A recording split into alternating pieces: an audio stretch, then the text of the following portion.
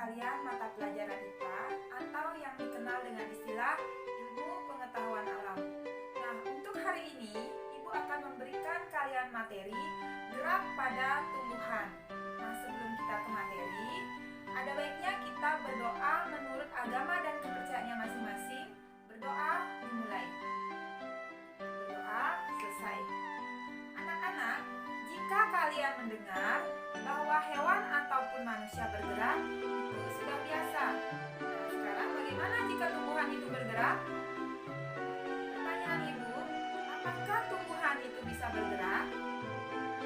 Yang kedua, kenapa tumbuhan itu bisa bergerak? Untuk menjawab pertanyaan Ibu, maka simaklah materi yang akan Ibu sajikan.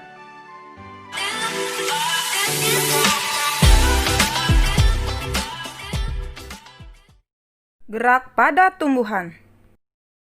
Yang dimaksud dengan gerak pada tumbuhan adalah suatu respon terhadap rangsangan, baik dari luar maupun dari dalam tumbuhan itu sendiri. Berdasarkan arah datangnya rangsangan, gerak pada tumbuhan dibedakan menjadi 3, yaitu gerak endonom, gerak higroskopis, dan gerak esionom. Endonom adalah gerak yang terjadi akibat rangsangan yang berasal dari dalam sel atau tubuh tumbuhan. Mengamati tumbuhan Hydrilla verticillata, kalian akan melihat struktur seperti dinding tembok yang di dalamnya terdapat butiran bulat berwarna hijau. Struktur tembok tersebut merupakan sel daun yang di dalamnya terdapat cairan yang disebut dengan sitoplasma. Di dalam sitoplasma tersebut terdapat butiran berwarna hijau yang disebut dengan kloroplas. Kalian mengamati kloroplas tersebut secara cermat, maka kalian akan melihat kloroplas tersebut bergerak, berkeliling atau berotasi di dalam sel yang disebut dengan gerak siklosis. Pergerakan tersebut sebenarnya terjadi akibat gerakan aliran sitoplasma di dalam sel. Gerakan ini terjadi secara spontan dan berasal dari dalam sel tumbuhan tersebut. Gerakan higroskopis adalah gerakan tumbuhan yang terjadi akibat perubahan kadar air pada tumbuhan. Contoh dari gerak higroskopis adalah pecahnya buah polong-polongan yang sudah tua. Pernahkah kalian melihat pecahnya buah polong yang sudah tua?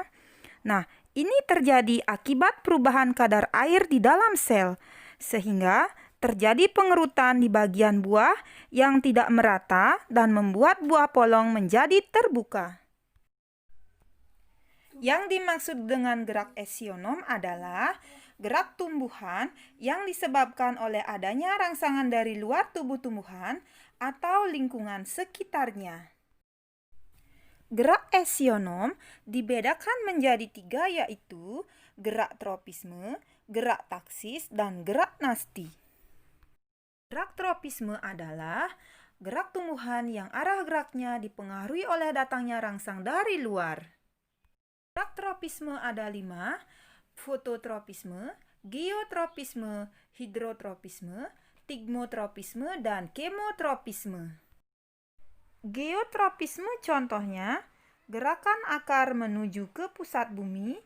Hidrotropisme contohnya pertumbuhan akar menuju sumber air. Kemotropisme contohnya gerakan bulu sari menuju sel telur. Gerak tropisme adalah gerak bagian tumbuhan yang dipengaruhi oleh rangsangan cahaya. Tigmotropisme adalah gerak melilitnya sulur tumbuhan pada tempat rambatnya. Gerak taksis adalah gerak pindah tempat seluruh bagian tumbuhan yang arahnya dipengaruhi oleh sumber rangsangan. Contohnya, gerak taksis pada Euglena viridis. Gerak nasti adalah gerak yang dilakukan oleh tumbuhan yang tidak dipengaruhi oleh datangnya rangsangan. Contohnya, seismonasti, yaitu gerak pada daun putri malu. Nah, bagaimana materi yang sudah Ibu sampaikan tadi? Apa kalian sudah mengerti?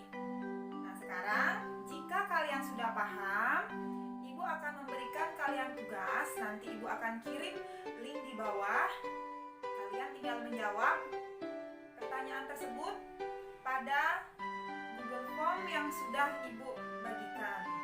Baik, sekian penyampaian dari Ibu. Selamat belajar, tetap semangat, semoga sukses.